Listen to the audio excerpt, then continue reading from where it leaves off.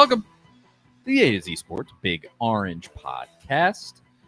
I am Charlie Burris. That, as always, digitally across from me here is Zach Reagan, writer for A to Z Sports. Wherever you listen throughout the world, we thank you so much for listening to us. Zach and I talk everything Vols every week here on the Big Orange Podcast. If that sounds like something you want to listen to regularly, go over to the A to Z Sports Podcast Network feed on Apple, Spotify, and rate, review, and most importantly, subscribe. Because if you do subscribe, you won't miss our shows when we drop them on Mondays. Speaking of Mondays, it is one right now, and we are live streaming this show. And you can watch the show, join in with us, and be a part of this whole thing. We will read your comments if you leave them, and you can just come hang out. And as I said, literally be a part of this show. So go to A to Z Sports Nashville YouTube channel, subscribe, hit that like button, hit that notification bell, do all the stuff. You know what to do. At Charlie_Burris, that's Zach TNT at A to Z Sports, A to Z Sports, Facebook.com/A to Z Sports Nashville, and A to Z Sports.com for the stuff that Zach and I write on the internet. That gets the administrative work out of the way there. So we had a live stream last night, Zach, for Tennessee's selection in the NCAA tournament, 4 seed, playing Louisiana. Probably going to have to play Duke in the second round unless Duke gets knocked off by Oral Roberts. Feels like it was about 5 minutes ago when we talked last. But we're going to go in a different direction today, a little more football, a little baseball, because baseball is about to start in SEC play. But anything new in the last 12 hours, Zach, since we talked last? No, I still feel like Duke is a tough matchup in the second round if they get past Louisiana. So that's we'll see how it goes. I mean, I'm not going to rule out Tennessee making a run to the Sweet 16 or Elite 8. It's certainly possible, but man, that Duke is just on fire kind of right now. That's not the draw that you really wanted in that bracket. My opinion hasn't changed too much as far as that goes, although we are going to talk a little bit more about Tennessee basketball and some stuff that Rick Barnes said today that was interesting and maybe a little not a great sign for Tennessee. But we're going to discuss that. But as I mentioned, it's going to be sort of football first, since we did a lot of basketball last night, baseball last. Sandwiched in between is going to be basketball.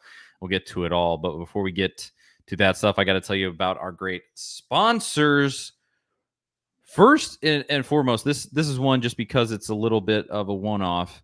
Run Your Pool. Go to play.runyourpool.com/ATOZ and sign up there and get in on the bracket challenge with myself, Zach, everybody else at A to Z. And you could win a 55-inch flat screen TV, flat screen smart TV. What do they call them now? Flat screen TV. I feel like that's what we used to call them in like the early 2000s. It's a flat screen TV. Can you believe that it's not fat like that one that's in my entertainment system at home?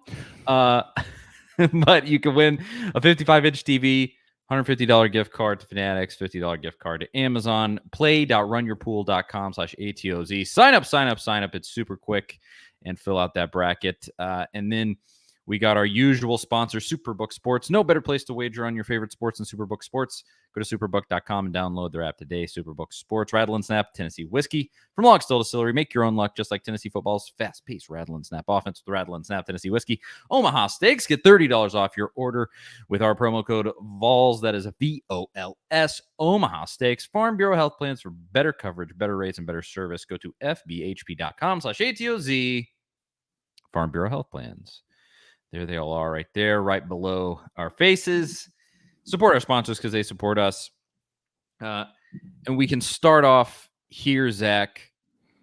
Spring football is so close. Exactly 7 days from today, I believe. Monday, March 20th. It will be here for the Vols, for Josh Heupel, for this team.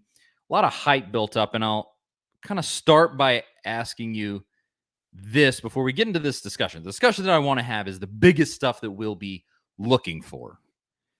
But I'll ask you this. How much do you typically take away from spring football?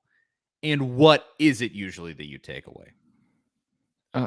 Not a whole lot. For me, it's mostly about it's the team getting the reps and getting the practice time in and perfecting the offense, all those boring things. For me, the biggest thing is injuries. If you can escape without a bunch of injuries, it's something we haven't talked about a lot. We've talked about it a little bit, but during the Josh Heupel era, we haven't seen nearly as many of those nagging injuries that we saw a lot under Butch Jones, some under Jeremy Pruitt, where a guy like Shy Tuttle that just signed a big free agent deal today with the Carolina Panthers. When he was at Tennessee, it seemed like he was always questionable every week.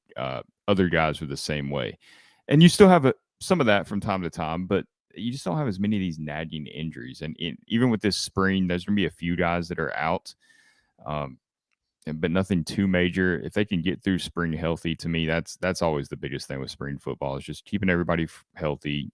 Everybody's fresh for the start of the season, ready to go. No setbacks, that kind of deal. That's what I look for. It seems like every year there's somebody that kind of gets hyped during spring practice, and sometimes that, translates to a big season. Other times it does not. I remember one year in the spring game, was it Alden Hill? Was that the running back that he was like a fourth, fifth string running back and ran for like 100 and some yards in the spring game and kind of got a little bit of hype. Yes. And then I don't know if he ever got a carry during the regular season that wasn't in garbage time. So God, that's a deep cut right there, boy. It's hard to glean too much from some of that stuff. Great pull on that one. Yes, you always have goofy stuff like that happen. And I kind of love that about spring ball because sometimes you can see things like specifically ones that I look for, like have guys bulked up. Like you might see a dude who was a little scrawny before and you go, oh, heyo, he gained 20 pounds. He's looking pretty buff now. And that, might take on a body shape that you weren't expecting. There's some stuff like that you can see just with the setup of spring practice. And we say this when we talk about Tennessee football practices in general. I would say the same thing kind of about fall practice too. It's as far as we can see, it's such a controlled thing. They let the media see so little. There is even one that we were taking note of, a spring practice coming up, where it's going to be two periods of video, which I would guess is 7 minutes that you would get to video, something like that. And I think they do maximum of 3 minutes of video or something like that. That's what it was last time I covered Tennessee on a day-to-day basis. So you get this like video the team for like 7 minutes, 10 minutes at most. And then they actually do get to watch this in one of these practices. They got to watch 10 periods. And we were kind of blown away. We're like, whoa, yeah, they're getting generous this time around. That's odd. I'm pretty sure if I was looking at the schedule, it's this next Monday is the first spring practice. So when we have the Big Orange podcast next Monday afternoon, Tennessee will have already had their first, spring practice. And then Tuesday is the second spring practice, and that was the one that has 10 open periods listed, and every other practice for next week is just period 0 through 2, which is really 3 periods. I think that period 0 is pretty much just stretching. So that Tuesday, they're going to let the media stick around for a little bit, but not film any of it. And my theory on this, and I haven't shared this with you yet, but you might probably know where I'm going with this. My theory is that that's going to be a heavy throwing day for the quarterbacks, maybe whatever the plan is, and they want media there to see Nico. They don't want videos out there for everybody, to scrutinize on the internet, but they want those reports to be out there. Nico looking good because, we talked last week before about Dennis Dodd making that comment about there's already whispers that Nico's not worth the alleged $8 million NIL deal that he received. So my theory is they're pushing back against that a little bit, and this is their method, because this is very unusual. They have not done this under Josh Heupel that I can remember. In fact, once fall camp breaks, later right before the season, they start game prep, their practices are completely closed. They don't let anybody in there. And I think most of the Orange Bowl practices were similar. They did let some media in there to see Nico and some of that stuff, but either way, it's a very unusual move. That's my theory, at least. Could be totally wrong, but I think that makes a little bit of sense. I would not be surprised at all if that ends up being the case. In fact, I hope it is, because what you will get is all of these dudes.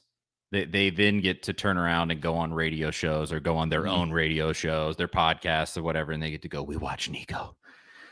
he's the next guy. He's gonna be so good. It's gonna be that. Which, if that ends up being the case, and I think that's a very good assumption. Again, would not be surprised if that's what really happens. It's great move by Josh Heupel, the staff. Get it out there. A couple of different things. Nico and Joe, both. The Joe's looking good. Because I even saw today who's the guy at Barstool that does all their college football stuff? Brandon Walker. Brandon Walker. He was talking and he was like, top 5 quarterbacks in college football, and he listed them off. None of them were in the SEC, and he was like, who even would it be from the SEC? Who would it be? I'm like, dude, this guy went out and had an excellent game in a New Year's Six bowl game, and beat Clemson's head in. Again, what we talked about it last week. What do you have to do to get respect?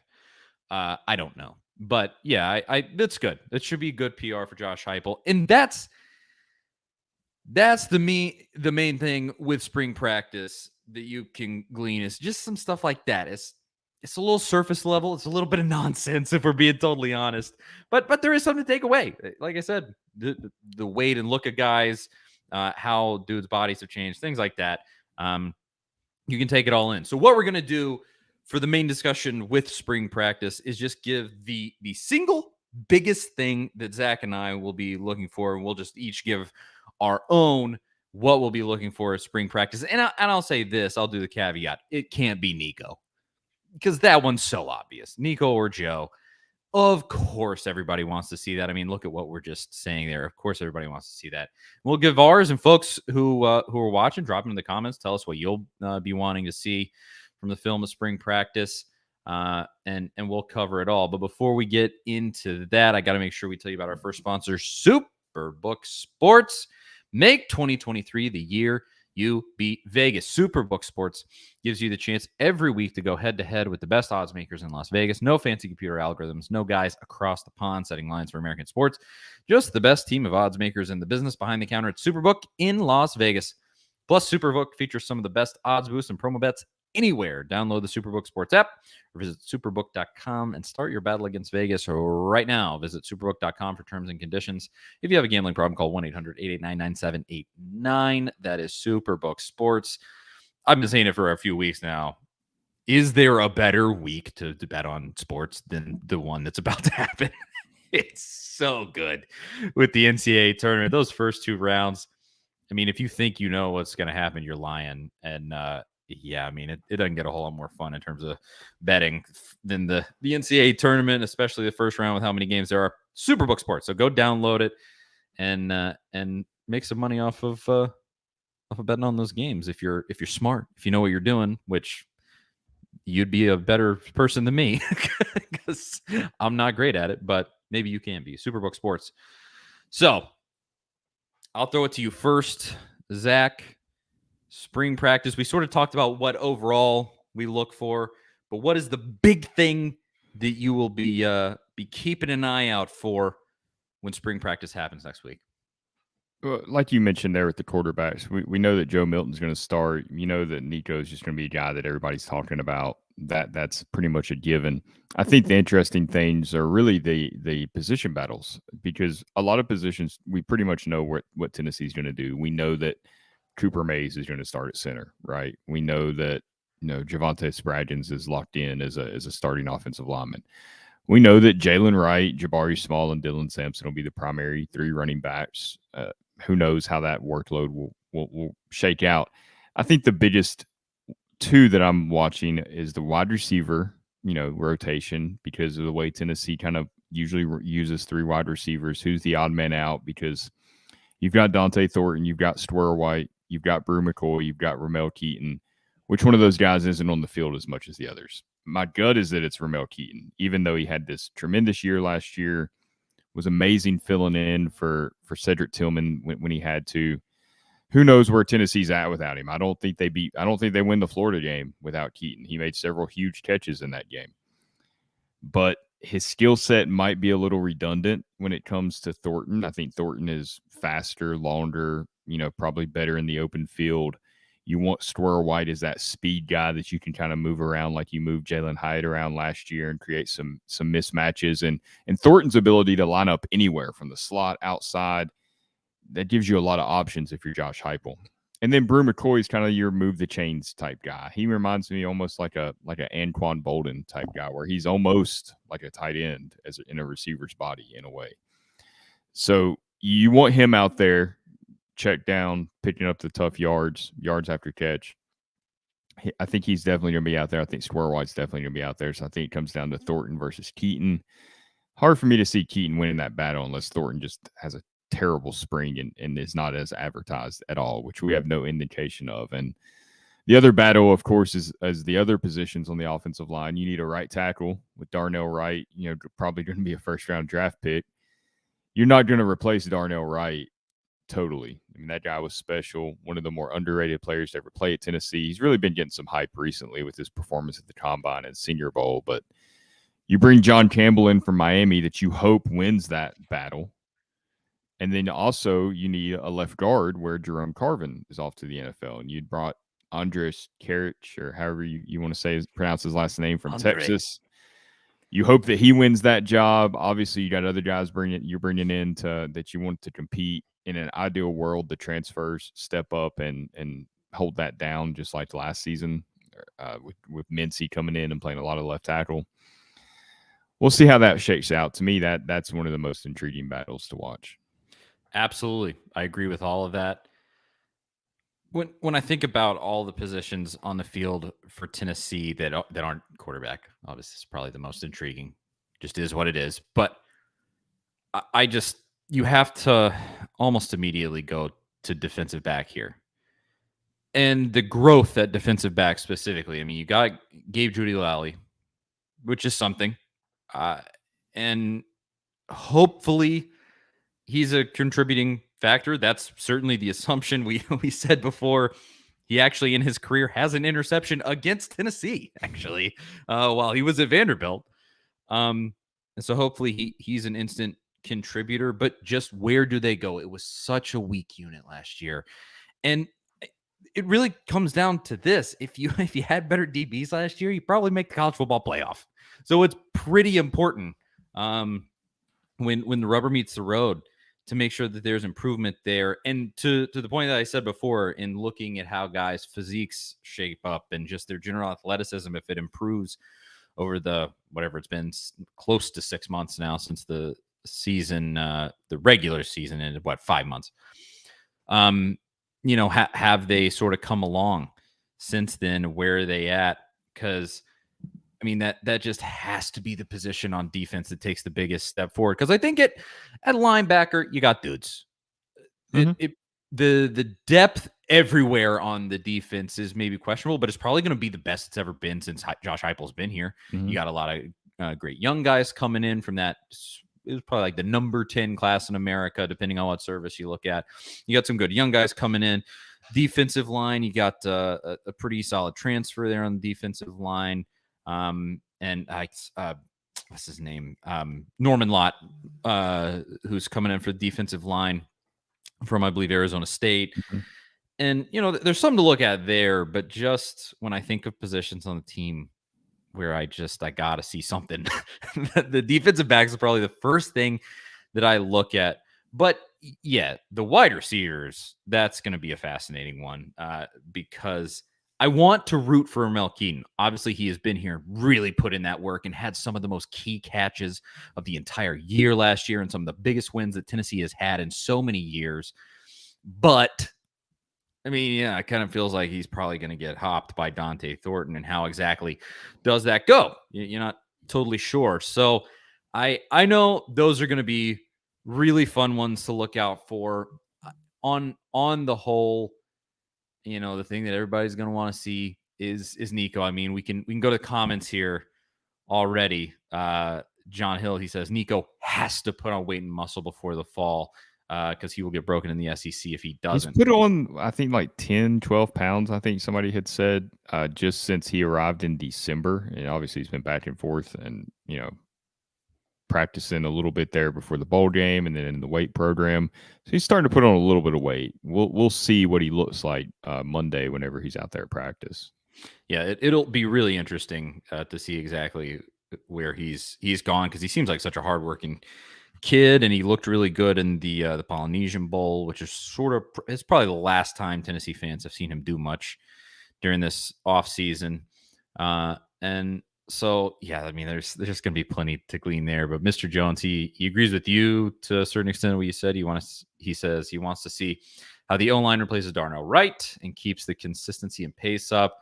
That one is scary to me because Darnell Wright was, I don't know if there was a more underrated dude in SEC football last year.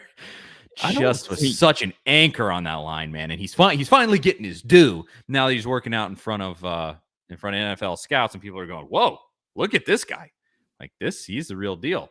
If you go relive the week before the Alabama game, the two biggest things that everybody talked about that week, one was Bryce Young's health, because we weren't sure if he was going to play or not that week. The other was Alabama's, cheetah package, their pass rushing package. We heard so much about that. Then once the game started, and I've rewatched that game a couple of times, it's been a while.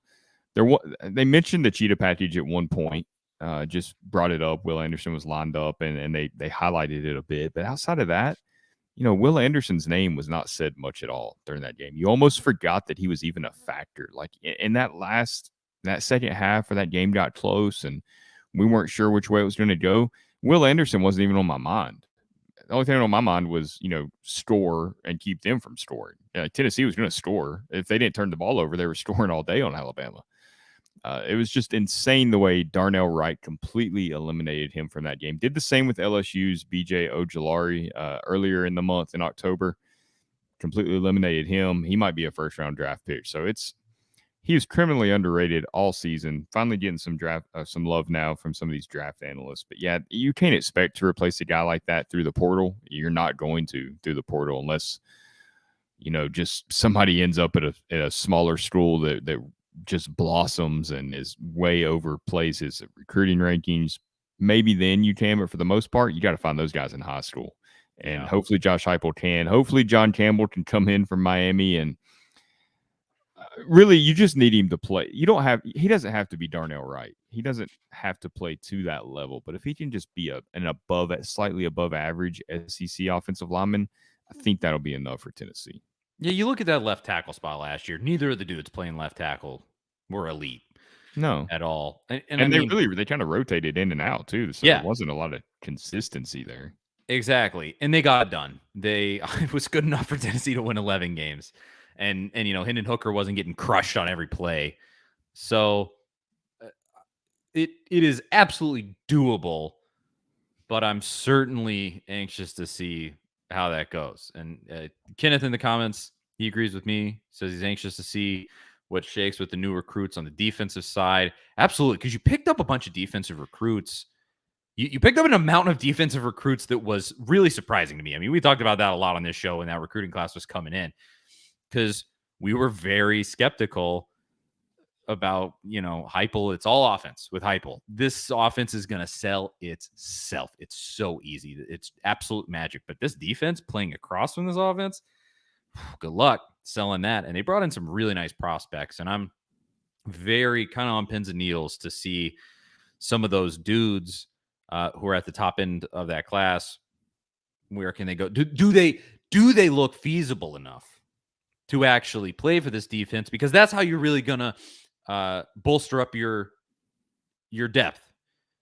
For the most part, a lot of your starters on that defense, but the depth pieces, that's where you really start getting a good defense together. Because, you just look at Georgia, that's where they beat everybody. They just got 5 stars on 5 stars. The 5-star comes in for the 5-star, and that's how and so when you can build that kind of depth, it just takes you to a whole different level. So can those dudes that are showing up really, really be those guys? I mean, some of them, David Hobbs, Christian Conner. I'm not sure who all, if there's been any like this guy's not participating this for what X. I don't think I've heard much of that, but and the ins. Well, Hobbs was spotted in a sling in a recent Instagram photo that somebody posted. They were at some event or something like that, I believe, and he was shown in a sling, just kind of there with his teammate. So don't know what the story on that is exactly. Hopefully, it's just something minor. Hopefully, but that stuff it always comes out. You show up that first day as a media member, and you start looking around. And you go, oh, that guy's not out here. Wonder where he's at. and then the questions come at the press conference right after, and they got to start talking about that. But yeah, there were. I just want to look. Some of the names are escaping me. Some of those dudes.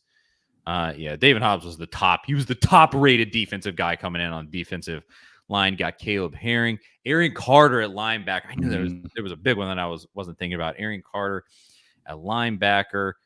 Jordan Matthews, Ricky Gibson, Christian Conyer at defensive back.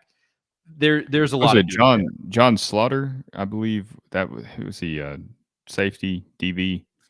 Safety's coming in. That's a guy that Tim Banks during bowl prep sounded really excited about. So it'll be interesting to see maybe if he can work his way into a role in that secondary as a early on this season. Shandavian Bradley, he's another one. Yeah, lots of young talent. I mean, dude, yeah, there's a lot there that could really build a nice 1-2 punch on the defensive side at any number of positions there. So honestly, we'll probably learn more about how Tennessee feels about their defense after spring practice is over, and we see if they go to the portal again when the portal reopens in May. That'll be interesting to watch because they might get through spring practice and maybe it's an injury. Maybe they see a position where it's like, okay, we don't have what we need here. And if they go to the portal, that'll be quite telling too. This is an interesting note from Elias in the comments. He says, one of the big questions to me is whether we can find somebody to really lock down keeping things in order on the field. And that he means defensively because he follows it up and says, without Banks, we had an awful time last year. Can you find that defensive field general? Yeah, the wheels came flying off without Jeremy Banks against South Carolina. Was that just his absence there? We're never really going to know. But it's two guys. It's what happened. There's two guys that could play that role. You got the BYU transfer, Keenan Peely, coming in to play inside linebacker, and you've got Aaron Beasley, who really, kind of took off last season and played such a big role. I would look to one of those guys. I would hope that it's Beasley, just because he's been in the program, and I mean he was like the one guy at South Carolina that really played well that game when the rest of the defense seemingly took the night off. I would like for it to be him. Maybe step up into that role, but if it's Peely, that works too. Maybe it's both. I don't know what the dynamic will be, but to me, those are your two top options. Because you like for that guy to be the linebacker. Obviously, I mean, we've seen in the past where Nigel Warrior kind of played that role a little bit, and some other guys. But to me, those are the two best options to kind of be that role. Definitely. Some more comments. Rolly says Arian Carter equals Jamal Lewis. Give him a year. They're going to switch him to running back? Is that? I have linebacker and running back are kind of interchangeable, in a way. That was the reverse of Jeremy Banks. He came in as a running back. So yeah, maybe you never know, I guess. I don't think Jamal Lewis ever played linebacker. Maybe he did. And I'm sure he did in high school. I was young when he was playing, so maybe I don't know the ins and outs there. But and Mr. Jones says Jordan Matthews and Ricky Gibson may see early time at cornerback. I'm thinking they really might just have to. It might just be a necessity for dudes like that to play, whether they're ready or not. Because you saw that this season with a number of guys. There were injuries and some dudes went in there and you just went, he's not ready. But they had to play. They had to do what they were doing. So yeah, we'll see as far as that goes. But before we move on to the second half of our football discussion here, because we got an interesting article that you wrote, Zach, that we're going to talk about. But anything else with the spring practice before next week when we'll get to talk about it actually happening?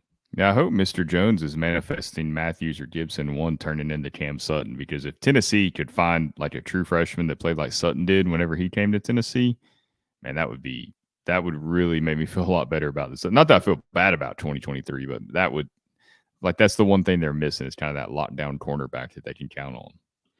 Yeah, we need it so badly. There was just Nobody. I mean, even South Carolina had one of those guys last year. You know, Cam Smith's going to be a first-round pick, and you know Georgia had Keely Ringo. If Tennessee could get one of those guys, that would be huge.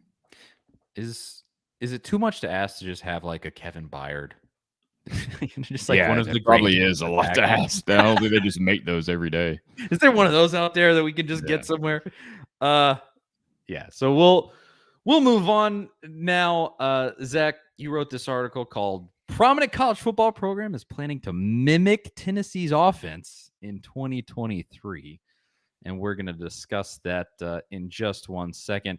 But first, I got to tell you about Farm Bureau Health Plans, and I just remembered. I didn't get the graphic here. Here it is. Got it. Nailed it. Farm Bureau Health Plans have been serving Tennesseans for over 75 years. Much has changed in Tennessee over the years, but some has stayed the same. Farm Bureau Health Plans has always valued personal relationships, especially when it comes to good health and good service. Plan on Farm Bureau Health Plans for health, dental, and vision. For better coverage, better rates, and better service, go to fbhp.com/ATOZ. Or walk into one of their 200-plus locations across the state. That is fbhp.com/ATOZ. Farm Bureau Health Plans. So, Zach, you wrote this article that is about, we can go ahead and say it for anybody that hasn't seen it actually on A2ZSports.com. If you don't read what Zach writes, obviously, what are you doing with your life? Go over to A2ZSports.com and read Zach's articles. Clemson, supposedly, according to Cade Klubnik, the quarterback that Tennessee beat in the Orange Bowl, Clemson is going to essentially be copycatting Tennessee's offense, apparently. But you wrote about this. What happened, Zach? Yeah, Clemson's already started their spring practice, and Klubnik met with the media. If you don't know, Clemson hired Garrett Riley to be their new offensive coordinator. Lincoln Riley's brother comes from TCU. He kind of has, he does have his roots in the air raid system, played at Texas Tech under Mike Leach, ended up at ECU, when I think he was, ECU. Lincoln Riley was there under Ruffin McNeil. So I don't think they're planning to run like an air raid any more than Tennessee does. Josh Heupel has his roots in the air raid system too, but that's not necessarily what Tennessee does. There's some similarities in some sense, but it's really a completely different system. And it sounds like what Klubnik is talking about is more about Tennessee's, offense. He's talking about running as fast as possible with the tempo, shrinking their playbook from 80 plays, what he said they had last year, to about 30. He said they've been focusing on about 15. And one of the comments that he said that Garrett Riley made kind of made me think about Tennessee in a way. He said that Garrett Riley said, look, I don't care if they know what play we're running. We're going to run it, and we're still going to score because they're not going to be able to stop it. And that's almost Tennessee's philosophy in a lot of ways. A lot of times you knew what Tennessee was going to do. You knew, like in the Kentucky game and Jalen Hyatt's second touchdown that game, they had Hyatt split out. I think he was split out with Brew McCoy, and Brew McCoy was out, closer to the sideline. They do their little switch release. You know what's coming. You automatically know that Hyatt's going deep, and the safety gets confused, doesn't go with Hyatt. He's wide open in the end zone for the touchdown. It's what Tennessee does. You know what they're going to do. You can't stop it. And it's like Dabo saw that, fired Brandon Streeter, 8-9 days later after the Orange Bowl, and then goes and makes a hire that's going to completely change their offensive philosophy, similar to the team that he just got beat by 17 points in the Orange Bowl. So, yeah, it does certainly seem like Clemson saw what Tennessee does, has seen the results, and Dabo, he's always been a CEO type coach, which I think is why he's had the success he's had at Clemson, is he's kind of let his coordinators do what they need to do. And he's the rah-rah guy. He's the face of the program type guy. It works. He's an odd guy, but it works. So, yeah, it feels like we're probably going to see a lot more of this. It's either this or the other extreme where Alabama's going more to like a, 2 tight end, run the ball, run first offense, kind of like Georgia did at times. It's one or the other. Control the clock or do what Tennessee does. Clemson's clearly going the latter route. And it's funny. I'll be interested to see the media reaction to some of this spring as this becomes a bigger story, because Klubnik talked about how much he loved the offense, how fun it is. will they hammer Clemson as much for it as they do Tennessee and call it a gimmick or call it simple or all this stuff that we've heard about Tennessee's offense? Or will it, they kind of go the Dabo route and give him a little more slack running this offense and not make a big of a deal about it? They're definitely not going to do it. They're going to praise it and say that it's so good, and they're probably going to say that Clemson revolutionized it and that they were the ones. I mean, you just take your pick.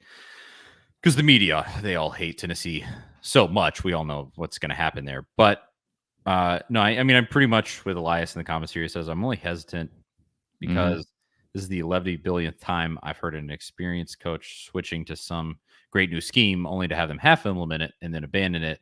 But if they pull it off, good Lord. If they pull it off. It's a big if. You don't just run this offense or you don't just say, I'm going to run this offense, and then you run it the way Tennessee does. We've talked about this a lot. Like, part of why it works for Tennessee is because of how well coached it is. The details, the tiny little details that you might not even notice. Like, a receiver ends on this side of the field. The next play is called for him to maybe not be in the action, and the play's over here for whatever reason. Those tiny little details and running it so efficiently is what makes it work. Because other places try to do it. Oklahoma runs pretty much the same offense. They actually ran more plays per game than Tennessee did last year. They weren't as effective at it, and we know Oklahoma has some talent. I mean, Lincoln Riley didn't, some guys left, but he didn't leave the cupboard completely bare. There's talent there. So it's not just, hey, we're going to do this and score 46 points a game just like Tennessee. Good luck, doing that. It's not as easy as it looks. It's not. And that will come out when this stuff happens. Because we predicted this. I mean, we go back and look. We said this is going to make people copy what Josh Heupel is doing. I wish I could go back and find exactly where we said that, because I know we did. Because when you go out in the SEC, in the best league in all of college football, and you go and you win 11 games, people are going to look around and go like, "Oof, how did they do that?" And you know exactly how they did it. They did it with this amazing offense that Tennessee had. It was the number one offense in America, and it killed basically everybody but Georgia. And so I think that this is the beginning of something that's going to be pretty interesting to see how it plays out. Can they actually implement it like Josh Heupel? I tend to go with like Mr. Jones here. He says it's a secret. That's why Heupel is so close to the vest about his system. I don't know.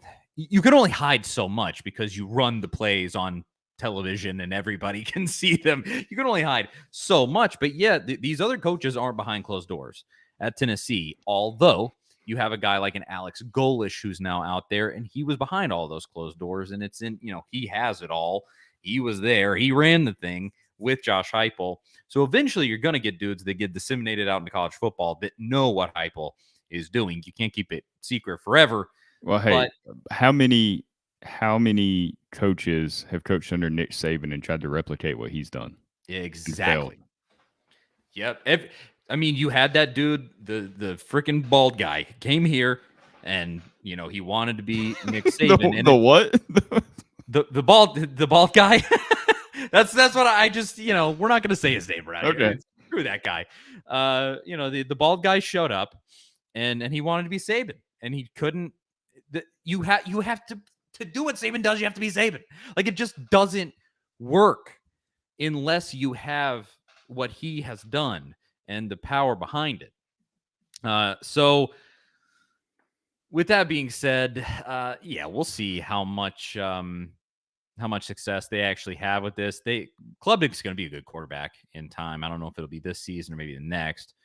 But he's going to figure it out, and they got dudes. They've been recruiting at a high level for years and years now. Not at the same level as your Alabamas and Georgias, but Saban has beat all those guys, and he's figured, or not Saban, sorry, Dabo has beat all those guys. As much of a idiot as we kind of all think he is.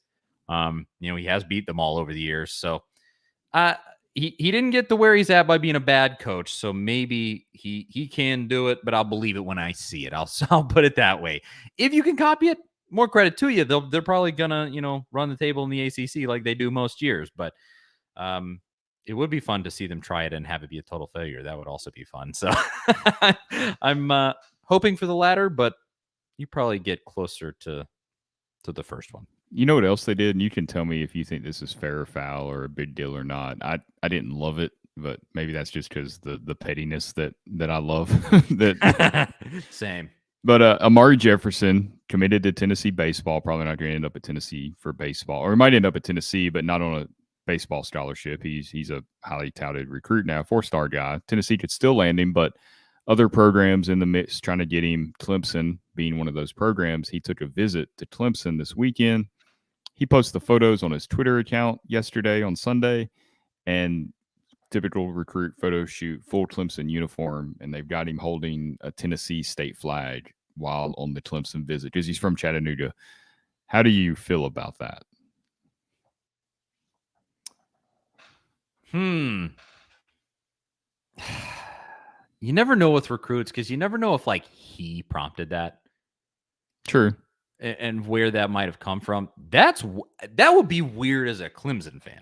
Like if you're a Tennessee fan and you got a recruit from Alabama, which they're holding up an Alabama state flag in the facility while wearing a Tennessee uniform. I think Tennessee fans would not like that at all.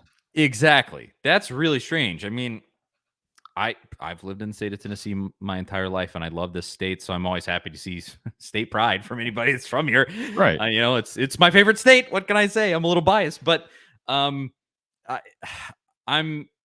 just never know with recruits. If it's okay, let's say it was Clemson's idea. Let's just assume it was Clemson's idea. That's so weird. That would be so weird. I don't know any other way to take it. Just do they do that with are there other pictures out there, like a guy from California coming in and they take a picture with the California flag? Like I don't know. I don't get that. I hope it's what Mr. Jones is saying here. He said maybe it's a sign that he's coming to Tennessee and is just trolling Clemson. Hey, maybe. That would be fun. But I love this comment from Jason. He said, "This is so fun to hear. Saban has been crying about our offense, and now Dabo plans to copycat our offense. This says so much about our program. Keep it coming." 100% agree. Saban has. Go ahead. Well, I was just gonna say when what is it? Plagiarism is the best form of flattery, or whatever that saying is. When people want to do what you're doing, no, people aren't going to want to do what you're doing if you're failing. Why would they want to copy something that sucks? What Heupel is doing is excellent, so of course teams are going to want to do what he's doing. It really is awesome. Now you were going to say something about Saban, I think. Yeah, has he not just become he's just complaining all the time, every interview, and I know he's always kind of been the hateful curmudgeon type guy, but lately it's NIL. It's Tennessee's offense, where he doesn't refer to it as Tennessee's offense, just snapping the ball really fast, which it's not all Tennessee does, but that's a conversation for another time that I'm sure we've had before and we'll have again. But he's just something's always on him. It's like he's always working the system. He's always working the NCAA to try to get his changes made. It's insufferable and it's exhausting, to be honest. I don't know how. I know he's the best college football coach of all time, but I really do not know how he's so attractive to recruits, because he does not seem like a fun guy to be around at all. It's just got to be the championships, right? At this point. I mean, but he's so man. It sounds like the little tour he did last year before the playoff reveal during championship weekend. Yeah. And he just went around. I mean, that was the most Butch. I know we talked about Butch Jones a lot and we joke around, but that is the most Butch Jones thing that man has ever done. Because if Tennessee would have ever been in that situation under Butch Jones, 1,000% that's what he would have been doing. And Heupel and Tennessee had just as much of an argument as Alabama. More of an argument because they beat Alabama head-to-head. They beat LSU. And I know how you feel. We all feel the same way that Tennessee should have been ranked above Alabama in the final rankings. But you didn't see Heupel out there going on that same tour. And it's not because ESPN didn't call him. I don't know if they called him or not. But if he would have called ESPN up and said, hey, give me 5 minutes, they would have loved that. Absolutely, sure. They would have loved that. And I'm sure that's what Saban did. So it's just a lot of that lately when it comes to that guy. Man, he just a really grumpy, tired old guy. Yeah. Please let this just be the sign that it's coming to a close. Let this man retire, please. I mean, that whole era of coaches across So college tired of football, it. college basketball, they're all getting out. We just saw Jim Boeheim, he's out at Syracuse. It's just more and more of those guys are getting out because the new NIL world we're living in with the transfer portal. That's a lot for a 70-year-old man to keep up with. It's a lot for a 40-year-old man, 35-year-old man to keep up with. It's exhausting. It's a 24-hour a day job just about.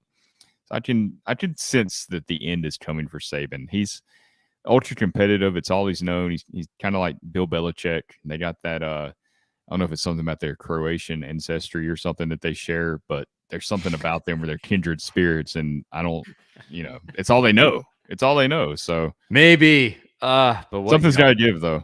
What a day that will be when he finally gets out of there. And I mean, just let them go out into the wilderness for a while. They deserve it. They're fans. You get the BS they've had with basketball this season, and they get an SEC championship out of it. No retribution, no punishment, no nothing. And it has been so satisfying. Like it honestly, like with the SEC tournament, it honestly was satisfying the fact that Tennessee didn't lose to Alabama, that you didn't get there and lose to Alabama. You lost to Missouri. And so Alabama fans can't say they beat you. You can still just say, name the sport that Tennessee has beaten Alabama in the last 365 days. Go ahead. Because there has been one. And so at least you have that for right now. That because man, it's the most degenerate, sickening, moralless, gross, friggin' backwards ass athletic department in America. I am so fed up with them, dude. God.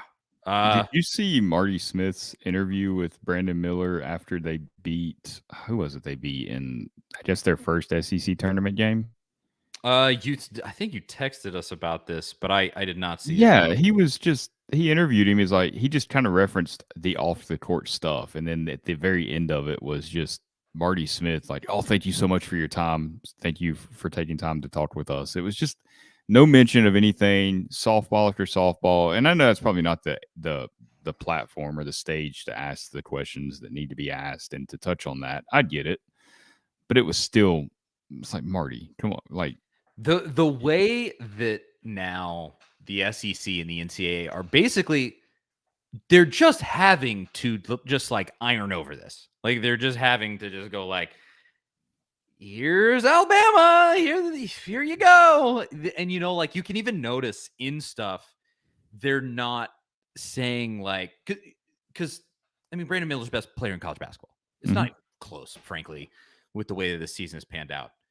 Like they're not doing all of this special stuff where they're like, look at this dude. They would be if this whole thing wasn't hanging over their program. They would be doing features on this kid, and they would be going out of their way to just heap praises on him. And they're not. I mean, they're saying something without saying something, and it is so ridiculous the way that they're just acting like nothing's going on. But by acting like nothing's going on, they're actually admitting something's going on. And I think everybody knows what I mean when I say that. And it's please let them have karma bite them. Let them have 10 good years where they just suck at everything. They so deserve it so badly after all of this. They deserve every single bit of this. And hopefully, if that comes, they would deserve every bit of it. And hopefully Saban leaving would be the beginning of that. I don't know, but I don't know how it's not a bigger national beyond sports story. Like that Murdaugh case or whatever down there in South Carolina that just wrapped up. I mean, that just swept the whole nation. There's documentaries about it. People were traveling hours to go to the court dates and see it all in person. South Carolina football alum, Alex Murdaugh. Yeah. So let's not forget. It just means more. Yeah. So how is this not a bigger story? Because once ESPN put out their in-depth story, which I said to you, over the weekend or last week, that story, there's a lot to it. And there's a lot of questions and filling in the blanks and who said what, and who did what. It's a classic story that there's a section of people that really get into that stuff. And this story is like right down that lane. It is what those people tend to get into. And I'm just shocked that it has not become a much bigger thing, because there are a lot of twists in it, and a lot of, like I said, a lot of questions. Like, you got 2 guys charged with capital murder. Only one of them pulled the trigger. Not to get too in the weeds on this, but how does that work? And then the guy that brings the weapon is just do whatever you want. You didn't really have anything to do with this in their eyes. So here's my prediction. It's not sensational because he's not the guy that did the thing. And you have to get into it, you have to understand the full context, and it's a little complicated. And in reality, like, nobody truly knows what happened there. There's just all this conjecture, just like, he said this to me in the club and all and whatever else. Where I think it will get messy will be after he leaves Alabama, because here's what I think will happen. All these Alabama fans are like, Brandon Miller needs to sue Clay Travis and all these people. He's not going to do that. He's not going to do that. Yeah, I mean, you can say whatever you want effectively about it. I mean, technically he could try, but winning a defamation case is insanely hard. And any lawyer would tell you that. But he's not going to do that because he's going to want to push it in his past as quickly as possible. He's going to want to go get this away from him. Trying to do it already. Exactly. He wants it done away, so he's not going to sue anybody over that. But what probably is going to happen, that I've seen people talk about it, is that the victim's family. So he's going to go to the NBA and make a ton of money. Oh, civil suit. The victim's family is going to turn around and sue him. And then stuff is going to come out. I bet at that point, that's when it'll be like the video that apparently exists might come out, or like whatever it might be. I think he's going to skirt the whole thing this basketball season. If they, he definitely is. The worst of it, honestly, is probably over. I mean, if they make the Final Four, I think it'll come back up. But there's so many storylines with March Madness that they dive into, and they really want to talk about the basketball, that maybe if it becomes like a deal where like the Today Show, Good Morning America, and outlets like that start talking about it, it'll become a big national thing. But I don't think it's going to become a big, huge thing via ESPN or CBS or whoever's, talking about these games and airing some of these games. Yeah, Ben makes a good point here. He says if he were to sue Clay Travis, Clay would get to prove elements of the story to prove he wasn't knowingly spreading falsehoods, and Miller would not want that. Yeah, everything can come out in court if you fight it. Whatever you think of Clay, the guy's a lawyer, so I would, yeah, he's not the one that you'd want to go up against in a defamation suit. He knows what he can and can't do, and he hasn't said anything false about Miller. He said what the reports and various things say. So that, I mean, it's I don't see where the defamation comes in.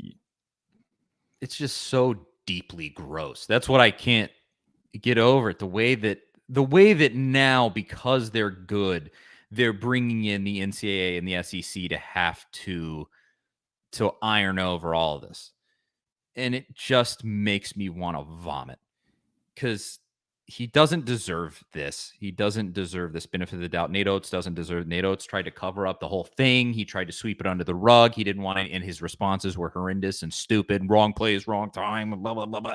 Yeah, wrong place, wrong time. The mother of a 5-year-old dead. Yeah, it's the wrong place, wrong time. Yeah, great stuff, Nate Oates. Yeah, congratulations on that one. I just... He should be suspended. Like, I believe the whole due process, you have to let it play out, all that stuff. I don't think we should be putting him in jail before anything like that happens. And we're not the ones that should decide on that punishment and all that. But typically the standard in most industries and professional settings has been set. When something like that happens, you're kind of suspended, until everything works itself out, or you're just taken off duty, whatever the phrase you want to use there. It's kind of like you're in a purgatory type setting where let's let this settle out and then we'll get you back. I mean, it's kind of what Tennessee did with, what was it, McCullough, when he was out for several weeks before some of that. And look, there's questions about how Tennessee handled that. Mm-hmm. Yeah. And that's fair. That's more than fair. I'm not going to sit here and say that you question Brandon Miller and you look over that, but I've almost felt like at times that was more scrutinized than the whole Brandon Miller situation. Yeah, man, Mr. Jones in the comments, he's bringing up John Morant and what he's going through right now. Boy. That's a whole... I'm not going down that road right now. I'm not going to do it. I got a lot to say about that, but I'm not going to do it. That's pretty deep. Well, speaking of basketball, What a transition.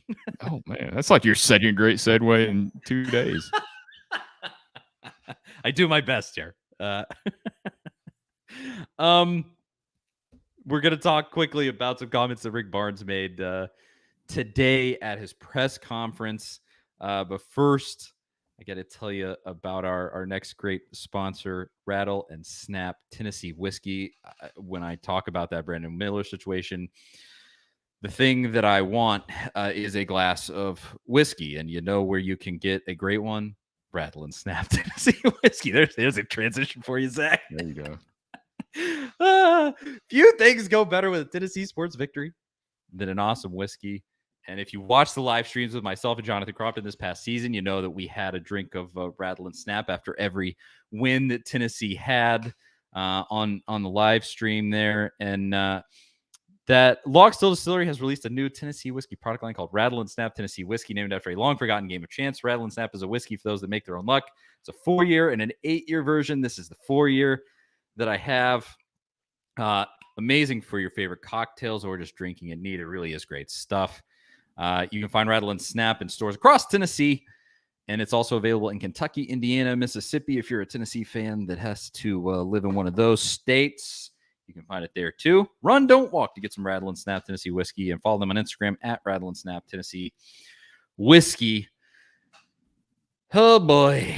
Now the segment with Rattle and Snap is the Tennessee Stat, brought to you by Rattle and Snap. And actually, you know who's going to give us our Rattle and Snap Tennessee Stat this week, Zach? Is the one and the only, the great, the legendary, I would say, Jimmy Himes. He's going to lay one on us here from Rick Barnes' press conference today. He asked a question that I thought was honestly really interesting. I want to talk about what Barnes said here. So I'll just let it play. This is Jimmy Himes talking to Rick Barnes.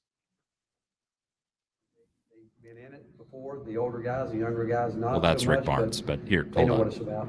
I was looking at some numbers on Josiah Jordan-James. The last 13 games, when he scored over 10 points, you're 7-0. When he had, you're 1-5. Is he that important to the offense? Based on your statistics, I say that's important to our offense. You know, he's important, not just, again, what we need him to do is the impact winning, and he can do that certainly defensively as well. But I think Josiah and every guy we put on the court is important to us. So if you didn't hear what Jimmy said there, he said that in the last 13 games, if Josiah Jordan-James scores over 10 points, Tennessee is 7-0. And if he scores under 10 points, Tennessee is 1-5.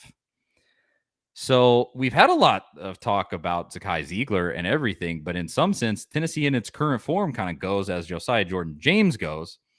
Now I'll follow that up with the next question that comes to Rick Barnes. He talks about Josiah Jordan-James and his health, and this is where it gets concerning. I'll play it. Your top stuff, or anyone have anything else going on? No, I think it's just, you know, it's tough for Joe to go back-to-back games. It's tough on him because of where he is right now, but he's doing whatever he can to help us play. But, you know, Santi certainly has played a lot of minutes this year. So he says there, it is tough for Josiah Jordan-James to go in back-to-back games, because of, quote, where he's at right now, health-wise. So that is not what you want to hear when the schedule that you are about to play is a game on a Thursday, then a game on a Saturday. And does it, I'll throw it to you here, Zach, what you think about it, but does it sort of color in the fact that he played pretty well against Ole Miss in the opening game of the SEC tournament and then was a virtual no-show against Missouri? Does it kind of color that in? And what do you think when you hear that, Zach? Yeah, I think it definitely does.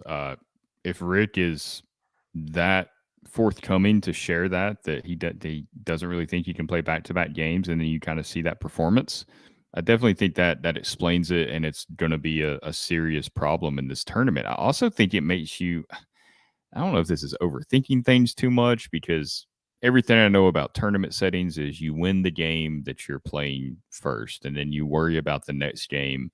Like in a best-of-7 series, baseball, basketball, you do what you have to win that night, especially in an elimination game. You can't start making plans for for what you're going to do the next game, because if you don't win, it doesn't matter. But I think you've got to consider sitting him against Louisiana in that first round game. Like, if you can't beat Louisiana without Josiah Jordan-James, how far in this tournament are you going? Because you need him for that Duke game more than assuming Duke beats Oral Roberts, which we think they will. You have to have him for that game to have a chance, I think, to get out of the second round and into the Sweet 16. So I think you've really got to consider sitting him on Thursday night. Now, if you sit him and you lose, you would never, ever, ever hear the end of it. But I would, again, if you can't beat Louisiana without him, you're not going far in this tournament either way. A good point. I think how you could do this, you can't sit him. You just can't. Not in the first round of the NCAA tournament. I mean, this is, as far as Rick Barnes' legacy goes, this is the whole thing. He knows the monkey that's on his back. He knows that extremely well. Nobody knows that better. He's the guy with the monkey on his back. You can't sit him, but you could see. So Louisiana, after a little more research, they're kind of based around one pretty quality big man who was a big time transfer, where it wasn't working out. I want to say like Jordan Brown, is that the guy? Yeah. Was he at Nevada and transferred there? It was some succession of events, but he was a big time recruit. And then through however it happened, he ended up at Louisiana, and he's their best player. He's a big man. And you play with Josiah, feel it out. If you can get up by 15, take him out immediately and don't play him for the rest of the game, and get him as much rest as you can if you're blowing him out, and then play him if you have to. It's all about survive and advance, and you have to do what you got to do. Obviously, against Duke, with the backcourt that they have, you're going to need Josiah. Duke also has some pretty quality big men too. I mean, it's Duke. You're going to need everybody in that game, but you could strategize around it a little bit. But you just couldn't, because this is a great example of why Rick Barnes can't do this. John Hill says this right here. I wouldn't be too sad if Barnes retired this year. If they lose in the first round, I think you're going to see a whole bunch of people say that. I think you might see me say that. I'm not going to beat around the bush there. So that's kind of what's on the line here. He will leave a legacy. If you don't do something, he'll leave a legacy of mostly first round exits in the NCAA tournament and one SEC tournament win as of right now. So that's kind of what he's facing down. And yeah, you maybe give him a little leeway because of the Zakai Ziegler injury, the injuries earlier in the season. But ultimately, it just is what it is. You have to win tournament games to be the greats in college basketball, or one of the greats, I mean. So, yeah, I mean, I don't think that you can sit him. But you do have other players on this team if Key can step up, and that's been so spotty. Vescovi's going to be fine, in my opinion. He has most consistent doing this entire team. I think he'll be fine in this game. But you probably can win this without Josiah Jordan-James, but you can't. You just can't not play him. It's too risky, I think. I mean, it is risky, but I feel like there's no way if he doesn't play against Duke, or if he plays against Louisiana and he has that second game performance like we've seen, like Rick's talking about, I feel like it just dooms you before that game even starts. But again, that goes kind of like you're saying, you got to win that game. It goes against everything that I believe as a sports fan, that you think about this one game and you don't look down the road. Like, that's always been my philosophy, but I don't know, maybe I'm overthinking it a little bit on this, but you can beat Duke, but I just think you have to have him at his full effectiveness to do it. I completely agree. It's tough, yeah.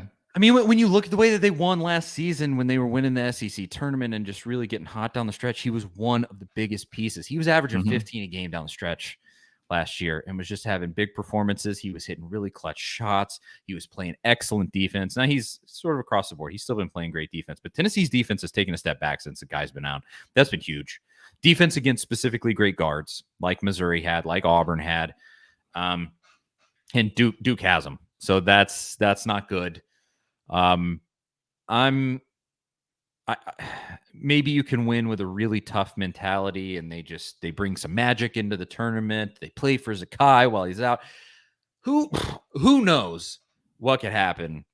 But that's if he can't be ready to go in back-to-back games, that's going to be pretty tough for Tennessee. When you hear that Jimmy Himes stat, 7-0 when he scores over 10 points, 1-5 when he doesn't. So that's where Tennessee's at right now. Do with that what you will, frankly. Go out there with your strategy and let him score 10 quick points, put him on the bench. Exactly. It's that easy. That easy. Play through him on every single possession, make sure he gets 10, then yank him out of there.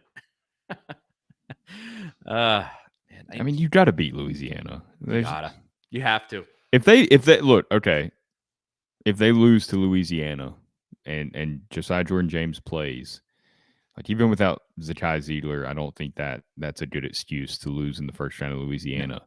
Where are you at on the basketball program and Rick Barnes? Because I think we've shied away from having that conversation too much this season. We haven't really went down that rabbit hole, and we don't have enough time to fully go down that today, and there's no need because we don't know what's going to happen yet. But if they lose in the first round, where are you at? I would be open to doing the Phil Fulmer, or I guess really doing the Rick Barnes at Texas, because that's what Texas, they sort of were like, you can retire or we can fire you. And well, he didn't retire. They said you can leave or we're going to fire you. And he went to Tennessee. So I'd put it that way. I will be open to that discussion. If he comes back, I don't have a problem with him coming back necessarily. There is a good argument to be made. He's the best coach in the history of this program. If he had made a Final Four, it would be cemented. Period. Mm-hmm. You'd be the best coach in the history of this program. I don't know that would necessarily be debatable. You'd have to go back a pretty decent to like the 70s to find something truly comparable to that. But I'll just leave it there. That's an off-season discussion. Yeah. If they lose that game, that's a serious discussion to be had. But they haven't lost it yet. So I would go there. And I don't think they will lose it.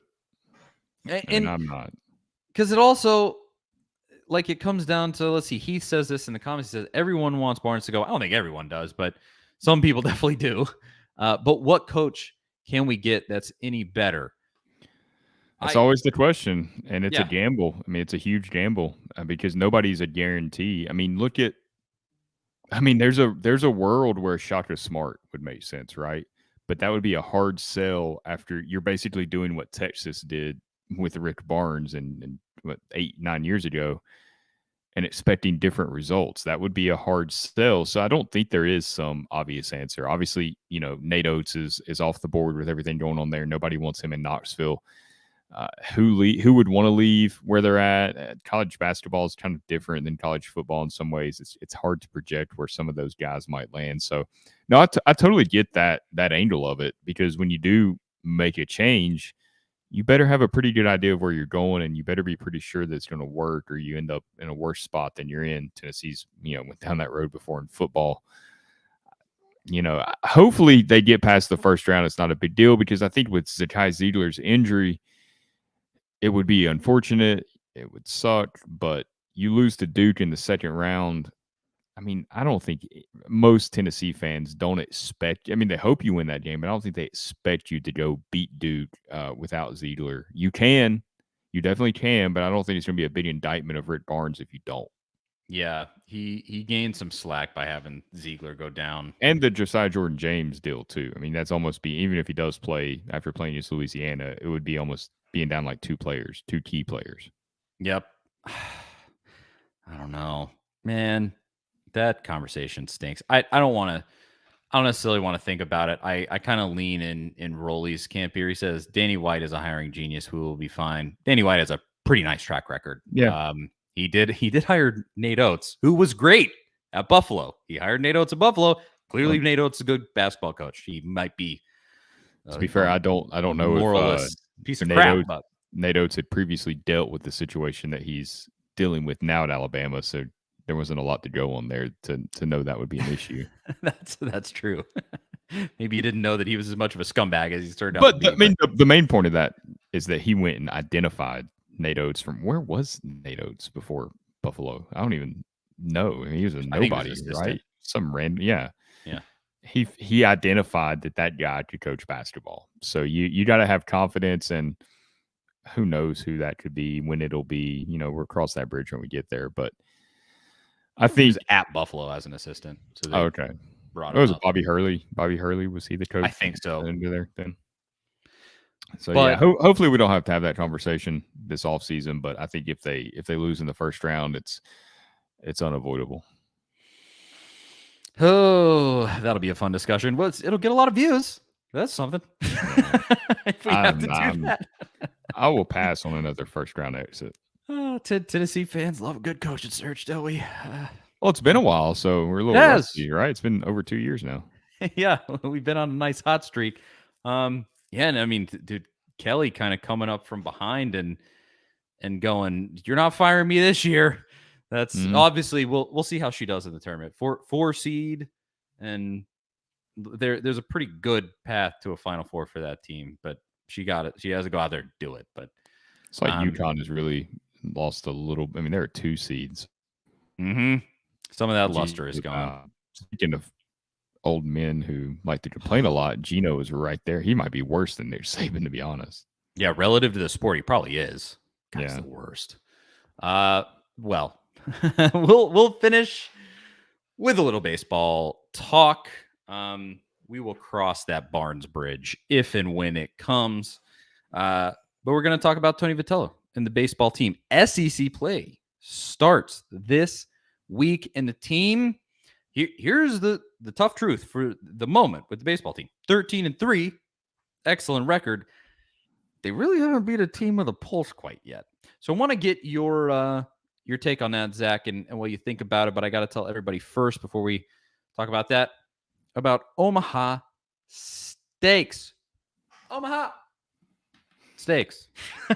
Spring is in the air, and that can only mean one thing: spring grilling. The steak experts at Omaha Steaks have made it easy to spring into something delicious with their semi-annual sale. It is 50% off site-wide, so go there now and grab all your favorites like perfectly aged and tender steaks, ocean fresh seafood, juicy burgers, air-chilled chicken, and decadent desserts. Plus, when you go to omahasteaks.com and use our promo code VOLS, that is VOLS, at checkout, you'll get an additional $30 off your order. It's a perfect way to get fired up and spring into something special. Don't wait. Go to omahasteaks.com, use code VOLS, VOLS, at checkout and take advantage of this deal. Omaha Steaks is ready to ship your order right away, and you're going to want to hurry because 50% off site-wide is only happening for a limited time. So don't miss your chance to save. Visit omahasteaks.com. Use code VOLS at checkout to get $30 off. Minimum order baby required. That's Omaha Steaks, promo code VOLS. And you know what goes great with an Omaha steak? Rattle and Snap Tennessee whiskey. So here's what you do. You go get yourself, run to the store, get a Rattle and Snap Tennessee whiskey, then order some Omaha Steaks. They will literally come right to your door. Incredibly high quality. Love them. And then you can pair them together, and you can have a Big Orange podcast dinner. And it would be incredible. I've had it. It's good stuff. All right. Baseball having a seemingly good season record-wise, but they lost to Boston College. They lost to Grand Canyon University. They lost to Arizona, and their best win is over. You tell me. And what does that mean, Zach? Should we be concerned about this upcoming series with Missouri? Got to go to Missouri to open up SEC play. It's pretty serious. They're not a world beater, but they're certainly not bad. There really isn't a bad team in the SEC. Are you concerned? I'm not concerned. For me, this series is going to be more informational. It'll really tell us where they're at, how they stack up against the rest of the SEC, going on the road, playing a decent program. I think we'll learn a lot about them. We don't really know who they are just yet. But I don't think there's reason for concern because their 3 losses, the loss to Arizona, first game of the year, bats just never got going. Pitching was pretty good. Same thing pretty much with the second loss of the year. The third loss to Boston College is a game that talent-wise and everything that happened in that game, you should absolutely win. mental errors lost that game. They got lucky with Burt trying to stretch that double into a triple. They didn't get the tag on him. Not a play he should have made. You don't go first to third with no outs. It's just not something. It's baseball 101. It's not what you do. But then when you do get there, you're like, okay, in a good spot here, runner on third, no outs. You have to win that game. I mean, that is the best position you can be in. Tied, bottom of the ninth inning. All you got to do is pretty much just get a ball to the outfield and you win the game. And the errors, the pinch runner that came in, not getting batted on the bag to tag up, shouldn't have probably went on that throw on that fly ball line out really anyway. But he did. The throw was terrible. So if he would have been on the bag to tag up as soon as the ball was caught, he probably would have scored easily. A lot of mistakes. I think Griffin Merritt didn't run home on a squeeze at one point too. So to me, you clean that stuff up, you're fine. I mean, you're right where you're supposed to be.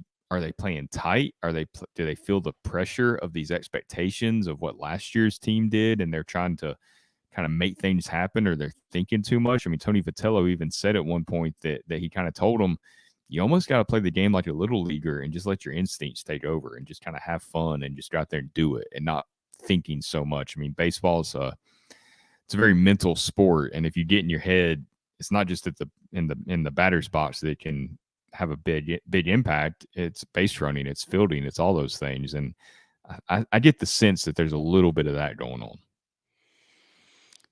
Yeah, it's about as simple as better base running, better fielding, keep the pitching where it's at. The pitching's been pretty good across the board, even against the good teams. Even the pitching against Boston College, I give that one a pass because they weren't working with the top end of their bullpen. Yeah, it's a weird Power 5 midweek game. That was weird to schedule anyway. I think they said it's the first time Tennessee's done that since like 2009 or 2010 or something. Yeah, and you were still right there. I mean, you should have won. It was like the Missouri and Vanderbilt basketball games. Like you had it and you blew it. And so I feel they had a great clutch moment. Christian Moore coming in and hitting that home run to tie the game. That is a moment that we got used to last season. So that stuff's still there. It's just these, I mean, it's cliche as hell to say it, but it's the details. It's all in the details. Mm-hmm. If they can get it cleaned up, yeah, it's all there. I'm not too worried, but this is going to be the first true barometer at Missouri. I think it's a good place to start too, because you're not playing LSU right off the bat. I believe they're playing Texas A&M in that opening series. So you kind of get to wade into SEC play a little bit. I believe you swept Missouri last year.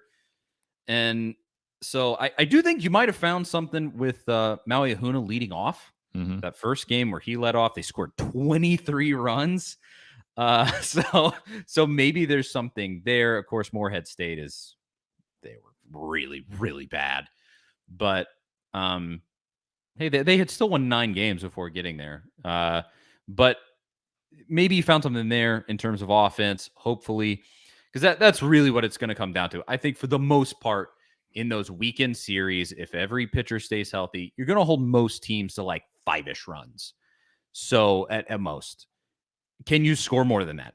I think seems like that's what it's going to come down to. Because even with bad pitching against Boston College, they scored 7 runs. What was it? 7-6 maybe? 7-6, yeah. Yeah. And that was in extra innings, and it never should have gone to extra innings. Should have just won the game. So can you get there? The pitching is going to be good enough, I think. Just theoretically, from what we've seen so far, it seems like that's going to be about that point, 5-6 runs. And if you can do above that, you'll win most of those games if you can produce offense beyond that. So, hey, comes down to this. We'll see. We'll be talking about it. I think they play first Lipscomb. Mm-hmm. Playing the old Church of Christ folks over there at Lipscomb. And then weekend series with Missouri. And we'll talk about that next week. But I think that's going to be pretty much it. Anything else, Zach, for the folks at home before we bounce out? Oh, I will mention this before I ask you this final question. Go now. I should have mentioned this in the last segment. I mentioned it at the beginning of the show. Run your pool. Play.runyourpool.com/ATOZ. Sign up. fill out your bracket, compete against me and Zach and everybody else in the entirety of the A to Z sports organization, all of our different NFL sites and all that stuff. Everybody's going to be in there. I've been telling everybody I possibly can. 55-inch flat screen TV on the line for the number one bracket. $150 Fanatics gift card, $50 Amazon gift card. Go there, enter your bracket, fill it out, and it really is. It's so simple to just sign up and then you fill out the bracket. That's really it. It's like doing it on any of those other sites that give you the brackets, except with this one you can win a 55-inch TV. So what more do I need to say there? And John Hill says it here. Do this too. Smash that like button for YouTube. Thank you, John, for the shout out there. And subscribe on the YouTube, hit the notification bell. And after you do that, run your pool. Play.runyourpool.com/ATOZ. Play.runyourpool.com/ATOZ. Sign up, fill out your bracket, and win some prizes if your bracket is good. So I do think that is it. Now I'll throw it again to you, Zach. Anything else for the good folks at home before we bounce? Yeah, one little interesting note. Former Tennessee Vols assistant Josh Conklin was a safeties coach on Derek Dooley's staff in 2012. Was the Wofford head coach most recently. Was also the defensive coordinator at Pittsburgh. Joined Butch Jones' staff at Arkansas State today, per reports, or this weekend.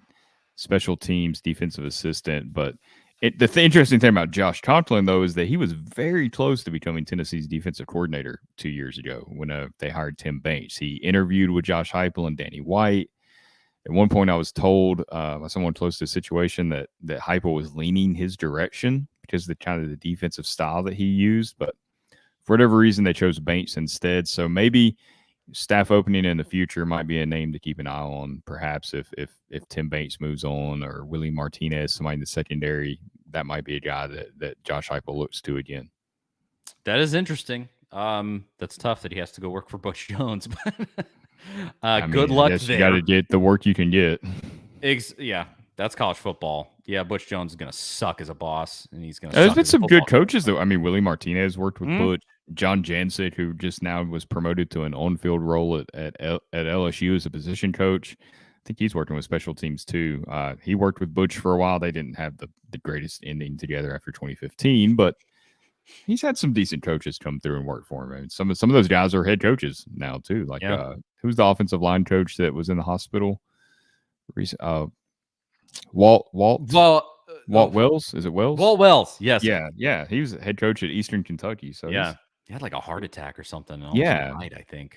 Butch has lucked into some decent coaches. I mean, he even worked with Tim Banks at one point. I mean, you work where you can get a job. Not everybody loves each other on some of these staffs, and I think that's what's special about Tennessee now is that they do seem to really enjoy all working with each other.